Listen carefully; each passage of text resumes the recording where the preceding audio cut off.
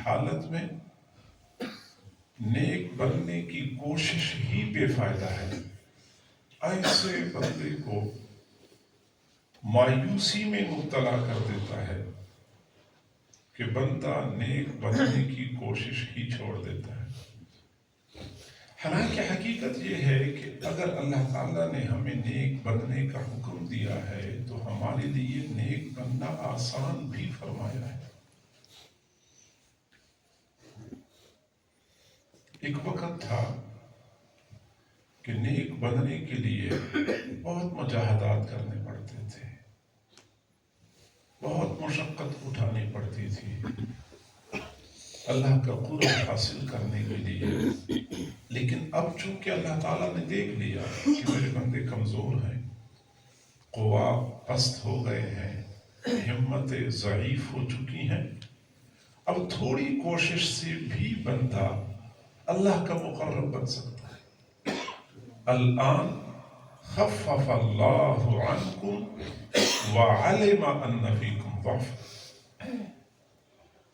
جب اللہ تعالیٰ کمزوری دیکھتا ہے کہ اب کمزوری آ گئی ہے تو اللہ تعالیٰ کام کو آسان کر دیتا ہے۔ یہ قانون خداوندی ہے۔ ہم اگر دیکھیں کہ نیک بننا چاہتے بھی ہیں، کئی مرتبہ کوشش بھی کرتے ہیں، لیکن پھر بھی ہم نیک بننے میں کامیاب نہیں ہو پاتے، اس کی وجہ کیا ہے؟ تو میرے بھائیوں، نیک بننے میں، اللہ تک پہنچنے میں 3 چیزیں ہمارے لیے رکاوٹ بن جاتی ہیں۔ ان رکاوٹوں کو سمجھنا اور ان سے بچ بچا کے اپنی منزل پہ پہنچنا انتہائی ضروری ہے۔ ہمارے لیے سب سے بڑی رکاوٹ ہمارا گرد و پیش کا ماحول ہے۔ چنانچہ ماحول کا بندے پر اثر ہوتا ہے۔ اچھا ماحول مل جائے تو نیک بننا دشوار نہیں ہوتا، برا ماحول مل جائے تو پھر برا بننے سے کوئی بچا نہیں سکتا۔ ہمارا گرد و پیش کا ماحول ہمارے لیے رکاوٹ ہے۔ ہر انسان ماحول کے اثرات اپنے اندر جذب کرتا ہے، یہ تو ہے ہمارے لیے رکاوٹ۔ اور اس کا حل یہ ہے کہ ہم اپنے لیے کوئی اچھا ماحول تلاش کریں۔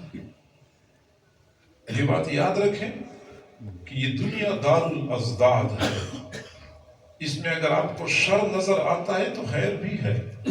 یہ نہیں ہے کہ خیر مکمل ختم ہو گئی ہے۔ اگر آپ کو اندھیرا نظر آتا ہے تو روشنی بھی ہے، اگر گمراہی نظر آتی ہے تو ہدایت بھی اسی دنیا میں موجود ہے۔ تو اللہ رب العزت نے اس دنیا کو دار الازداد بنایا ہے۔ اگر ہم برے ماحول کی وجہ سے پریشان ہیں کہ اس ماحول میں نیک نہیں بن سکتے، تو اللہ تعالیٰ نے اسی دنیا میں نیک ماحول کی بھی بے شمار مظاہر پیدا فرمائے ہیں۔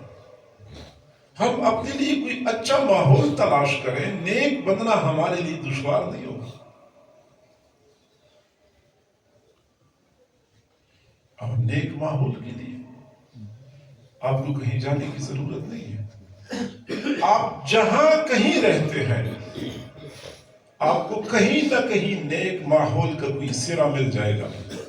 آپ اپنے گاؤں میں رہتے ہیں، اپنے گاؤں میں اپنی مسجد کے امام اور خطیب کے پاس اٹھنا بیٹھنا، یہ نیک ماحول ہی تو ہے۔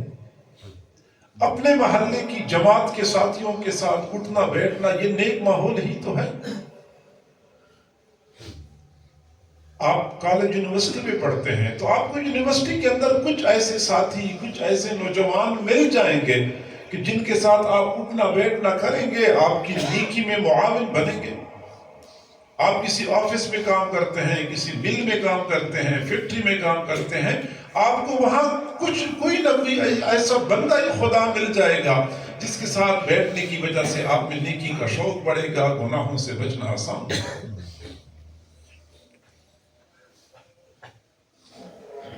اور ایک وقت تھا کہ لوگ اس چیز کا اہتمام کرتے تھے، کسی نئے ماحول میں جاتے تھے تو پہلے اس بات کو دیکھتے تھے، تلاش کرتے تھے، یہاں اس نئے ماحول میں کوئی ایسا بندہ ہے جس کے ساتھ تعلق اور دوستی کی وجہ سے میرے لیے نیک بننا آسان ہو جائے گا؟ حضرت علقمہ رحمہ اللہ تعالی حضرت عبداللہ بن مسعود رضی اللہ عنہ کے بیانات شاگرد تھے. اس وقت لوگ کہا کرتے تھے کہ ان رأیت علقمہ فلا یضرک الا ترى ابن مسعود. اگر آپ نے علقمہ کو دیکھ لیا تو آپ کو اس بات کا افسوس نہیں ہونا چاہیے کہ آپ نے عبداللہ بن مسعود کو نہیں دیکھا. یعنی شاگرد نے استاد کے کمالات ایسے اپنے اندر جذب کر لیے تھے کہ آپ نے علقمہ کو دیکھا گویا کہ آپ نے عبداللہ بن مسعود کو دیکھ لیا. حضرت علقمہ رحمہ اللہ فرماتے ہیں کہ میں شام چلا گیا. قدمت الشام، یہ بخاری شریف کے روایت ہے. فدعوت اللہ اللہم یسر لی جلیسا صالحا. میں شام گیا، پردیسی تھا، مسافر تھا. جیسے ہم کسی نئے شہر میں چلے جائیں تو ہم نے پہلے یہ دیکھنا ہوتا ہے کہ اچھا ہوٹل کہاں سے ملے گا، اچھا کھانا کہاں سے ملے گا. ہمارا جو کام ہے، کام کیسے جلدی ختم ہوگا، جلدی مکمل ہوگا. نہیں، وہاں یہ فکر تھی کہ میں نے چند دن شام میں رہنا ہے، کوئی اچھا ہم نشین مل جائے، کوئی اچھا ساتھی مل جائے. اللہم یسر لی جلیسا صالحا. فرماتے میں مسجد میں گیا تو مسجد میں حضرت ابو الدرداء رضی اللہ عنہ سے ملاقات ہو گئی. میں نے کہا بس میری دعا قبول ہو گئی.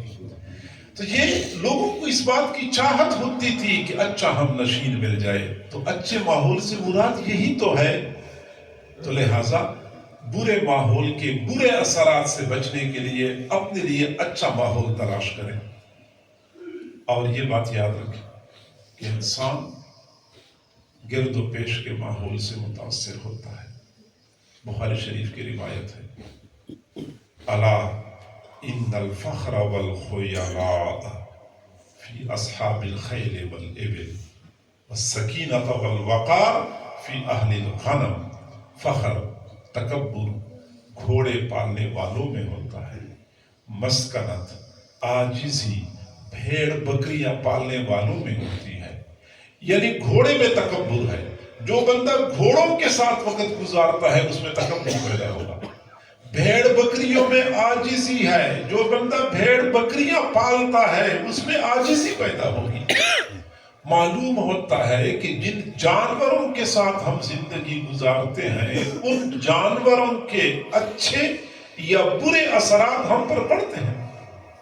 اگر جانوروں کے اثرات ہم اپنے اندر جذب کرتے ہیں تو انسانوں کے اثرات تو ہم بطریقہ اولا حاصل کرتے ہوں گے. بلکہ میں تو اگلی بات کر لوں کہ جانور تو پھر بھی جاندار ہیں. بے جان چیزیں جن کے ساتھ ہم وقت گزارتے ہیں وہ بھی ہمارے اخلاق، ہمارے کردار، ہمارے اعمال پر اثر انداز ہوتی